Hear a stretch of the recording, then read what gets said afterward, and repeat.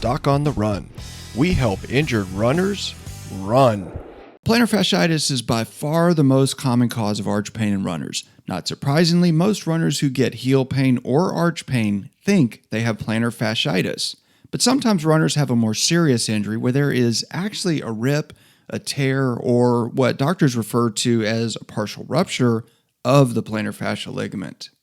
The problem with this more serious injury is that it doesn't get better with the same treatments that will help plantar fasciitis. So if you're a runner and you have foot pain that you think is caused by plantar fasciitis, but you're not getting better, then listen closely.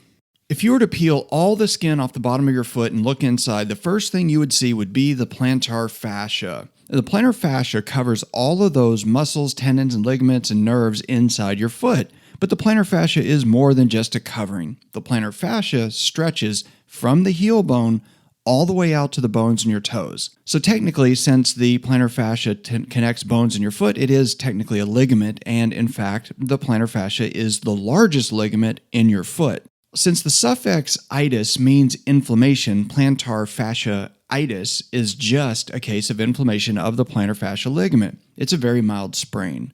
Now, most runners who ice, stretch, and do something to support the plantar fascia ligament will heal relatively quickly. But I often talk to runners who think they have a case of plantar fasciitis that just won't go away. Whenever a runner calls me and says they have plantar fasciitis but they're not getting better, I basically ask them to tell me their story, and then I listen for 3 specific clues that might suggest they actually have something much more serious than a standard case of plantar fasciitis. The first clue you may not have plantar fasciitis is that you remember developing sudden, serious arch pain. When it comes to foot problems in runners, plantar fasciitis is about as mild as problems get. Plantar fasciitis begins gradually. In the initial stages, it's barely noticeable, but over time, the discomfort becomes more frequent. You start having pain more frequently when you step out of bed first thing in the morning, and eventually you might notice some sharp pain in your heel or arch anytime you get up and start walking again, like after you've been sitting in a chair, reading, watching TV, or even driving a car. But this is a very gradual onset of discomfort in the arch and heel. A partial rupture of the plantar fascia is a rip that happens in one specific instant. Runners who suffer a torn plantar fascia remember exactly when it happened. These are the key phrases that tell me somebody probably ruptured the plantar fascia. I felt a sudden excruciating pain in my arch. I had to stop running and I could barely walk on it. I had to limp all the way home. If I hadn't been on a trail when the pain started, I would have called for a car to pick me up. I was 3 miles into my run. I turned off the sidewalk and felt this sudden searing pain that stopped me in my tracks. All of these descriptions are things different patients told me over the years, and all of them relate a very sudden onset of excruciating pain that brought a sudden end to the run that day. That never happens with plantar fasciitis. So if you have a clear recollection of the very moment when the arch pain or heel pain started, it's much more likely to be a partial tear in the plantar fascia than it is to be a true case of plantar fasciitis. The second clue that you may have a partial tear in the plantar fascia is that you have bruising and swelling. Now, if you rip or tear the largest ligament in your foot, it's going to bleed. That bleeding under the skin inside your foot is what you see when you get a bruise. Plantar fasciitis is just a very minor sprain of the plantar fascia ligament. Plantar fasciitis is never associated with bruising. In fact, plantar fasciitis is really never associated with swelling either. If you have bruising or swelling in your arch or on the bottom of your foot, plantar fasciitis is not the problem. If you remember seeing a bruise on the bottom of your foot the day after you notice this sharp pain in your arch or your heel, it's much more likely that you actually have a partial rupture or a torn section of the plantar fascia. The third clue somebody might have a partial rupture of the plantar fascia is that it doesn't respond to plantar fasciitis treatment.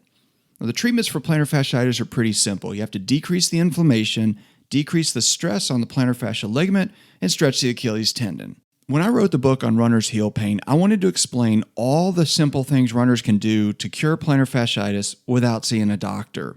The overwhelming majority of runners who have plantar fasciitis can read that book and cure their plantar fasciitis without any difficulty. Those treatments work very consistently for runners and non-runners alike. If you know what the problem is and you do all the right treatments for that problem, you will get better. There are really only two reasons runners don't get better when they have an injury. Number one, you have the right treatment, but the wrong problem. Your diagnosis is incorrect. Number two, you have the correct diagnosis, but you aren't following the treatment plan.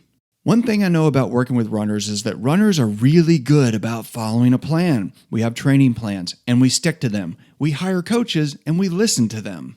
When a runner tells me they have tried all the appropriate treatments for plantar fasciitis, but they're not getting better, I have to assume they're treating the wrong problem.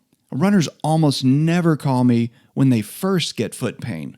Almost all the runners who call me for a phone consultation or a webcam visit have already seen another doctor, but they just aren't getting better. When it comes to runners with plantar fasciitis, there's almost never a time when the runner who isn't getting better actually has plantar fasciitis. Most of the time, it's actually a partial rupture of the plantar fascia, but there are other conditions that can cause heel and arch pain and masquerade as plantar fasciitis. So if you're a runner and you think you have plantar fasciitis but you're not getting better, make sure you understand the different causes of foot pain that can resemble plantar fasciitis. Remember, even if you're doing all the right treatments but you have the wrong diagnosis, you shouldn't expect to be getting back to running as quickly as possible. And one thing you can do if you're not really sure is just try the simple treatments that should help plantar fasciitis. I created a video for you, and it's one of the lessons from the Runner's Heel Pain course, and it shows you the most effective stretch to do when you have plantar fasciitis. So just go to this episode on the show notes page at docontherun.com, and you can get it. It's free. Go check it out, try it out, and see if it'll help you get back to running. Doc on the Run. We help injured runners run.